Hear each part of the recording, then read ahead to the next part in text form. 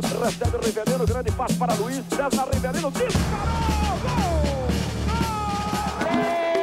Pelé, Tostão, Gerson, Rivelino e companhia trouxeram de volta o sonho do tricampeonato com a classificação para a Copa do Mundo de 1970 no México. Durante as eliminatórias, o time brasileiro era comandado pelo jornalista João Saldanha, um nome que incomodava um governo que surgiu em oposição a uma possível revolução de esquerda no país. Saldanha era comunista. Eu tive a oportunidade de entrevistá-lo, o João Avelange, e era uma pergunta, mas por que o João Saldanha? E a resposta dele foi muito interessante, porque a resposta dele foi, por que não o João Saldanha? Ele foi jogador de futebol, ele foi técnico de futebol, ele é comentarista esportivo, ele é o homem dos jornais, que era quem estava batendo tanto na CBD, né, a grande oposição. Ou seja, realmente era uma forma que a CBD, e aí sim apoiada, pressionada pela ditadura, de conseguir criar, de certa forma, de acalmar. O João Saldanha acaba sendo contratado, né? Ele tem uma certa liberdade no início, até porque ele é durante Costa e Silva, ele é contratado ainda durante o regime do Costa e Silva, que era um presidente que não vai ter esse impacto todo no mundo esportivo, né? E ele também fica doente, então tem a morte do Costa e Silva nesse momento. A campanha da seleção nas eliminatórias foi uma campanha muito boa. E aí a gente tem esse intervalo entre eliminatórias e os jogos que começam para a preparação da Copa. E exatamente nesse intervalo é quando o presidente Médici vai ser eleito pelo colégio eleitoral e vai se tornar o presidente daquele período.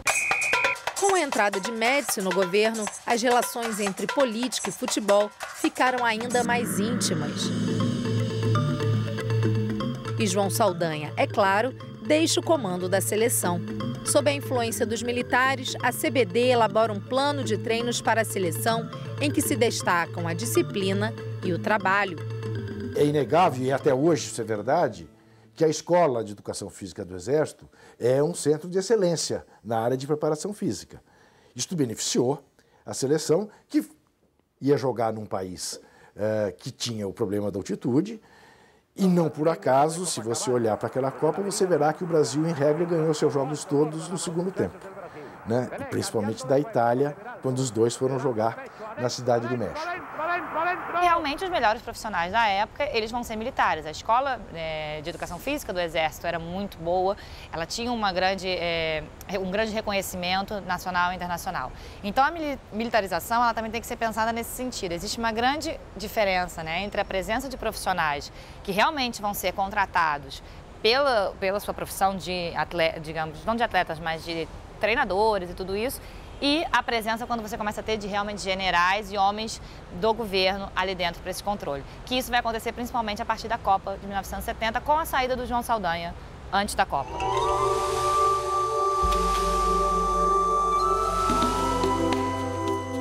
A tradicional frase que a gente ouve, que ele falou para o presidente Médici, o senhor não escala o seu ministério, eu não escalo o seu ministério, o senhor não escala a minha seleção, uma coisa assim.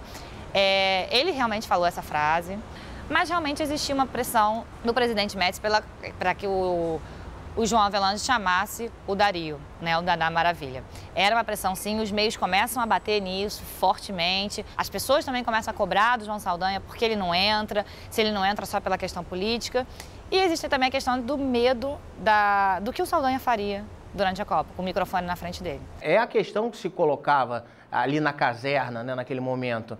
O cara vai pegar um microfone, campeão do mundo, e a voz dele vai ser ampliada para o mundo inteiro e ele pode denunciar tortura, porque o Saldanha fazia isso. O Saldanha aproveitava as viagens da seleção brasileira para levar documentos para fora, denunciar a tortura, e eles sabiam disso. Então, a minha hipótese e a de várias pessoas, e de certa forma que os documentos e depoimentos mostram, é que, a despeito de todos os seus erros, o Saldanha caiu também pelos seus méritos e pela sua coragem. Gerson corta, vai tirar e gol! Se o futebol já era o principal instrumento de propaganda militar, a conquista do tricampeonato camuflava ainda mais as brutalidades do governo ditatorial. O Médici, primeiro, antes da própria seleção chegar, ele já vai começar a se aproveitar dessa vitória, o presidente Médici. Por exemplo, ele vai abrir as portas do palácio para a população entrar. E ele vai falar para o jornalista, deixa o povo entrar, festa do povo, o povo e o seu presidente. Então, ele não precisa nem da seleção ainda para já começar a usar isso a seu favor. E quando a seleção chega, ele faz questão, ele está ao lado, ele tira as fotos que são tão conhecidas e reproduzidas, ele segurando a taça também, ele vai levantar, ele vai fazer um grande almoço, recebe todos eles, recebe João Avelange, né? E ele vai manter uma certa, digamos, ele consegue manter uma relação muito positiva sem passar por um exagero. Que ele faz ao longo de toda a Copa também, por exemplo, em reportagens aparece ele assistindo os jogos em casa. Era comum perguntar ao Médici qual era a opinião dele sobre os jogos. Quando o Brasil vencia, ele mandava telegrama para os jogadores, dando força. E essa é a grande jogada que a ditadura vai fazer naquele momento. Eu faço sempre questão de lembrar que na história do Brasil, olhado em perspectiva de hoje para trás, o Médici não é o presidente do radinho de pilha tricampeão do mundo. É o presidente de um dos períodos mais nebulosos da história do Brasil, é o presidente da tortura, dos desaparecimentos, das prisões, dos calabouços.